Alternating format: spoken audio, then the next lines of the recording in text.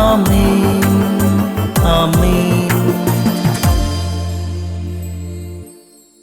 യേശുവിൻ്റെ ഏറ്റവും പ്രിയമുള്ള കുഞ്ഞെ, 1 സാമുവേൽ 13-ാം അധ്യായം 19-20 വാക്യങ്ങൾ. അക്കാലത്ത് ഇസ്രായേലിൽ ഒരിടത്തും കൊല്ലന്മാരിലായിരുന്നു.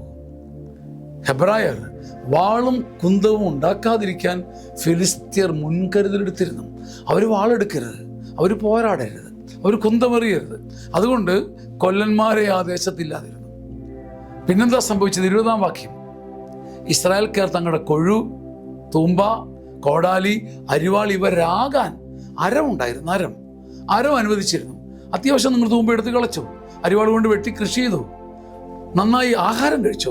ആഹാരത്തിന് മുടക്കം വരുത്താതെ ഫിലിസ്തീർ നോക്കി. എന്നാൽ പോരാടാൻ സമ്മതിച്ചില്ല. പോരാടാൻ നീ കുന്തം എടുക്കരുത്, നീ വാൾ വീശരുത്. അതുകൊണ്ട് വാളും കുന്തവും ഉണ്ടാക്കാൻ കൊല്ലന്മാരില്ല.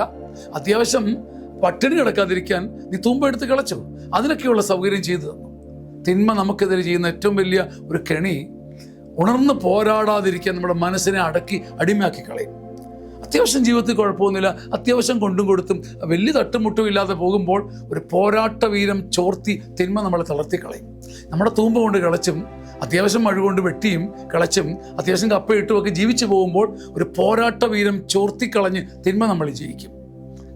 ഈശോയുടെ വിശുദ്ധരെ, ഈശോയുടെ ഏറ്റവും പ്രിയപ്പെട്ട കുഞ്ഞെ, നിന്റെ കുന്തമെടുത്ത് പോരാടാൻ, വാള് വീശാൻ തക്ക വിധം നിനക്കൊരു പോരാട്ട വീരം ഉള്ളിൽ നിന്ന് ഉയർന്നു വരണം.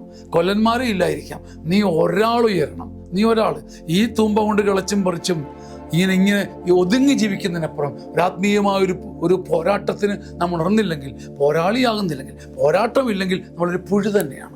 പോരാടുന്നില്ലെങ്കിൽ നമ്മൾ പുഴുവിനെ പോലെ ഒതുങ്ങിപ്പോകും. തിന്മ നമ്മളെ ചവിട്ടി കാശക്കി കളയും. ആമേൻ ആമേൻ ആമേൻ.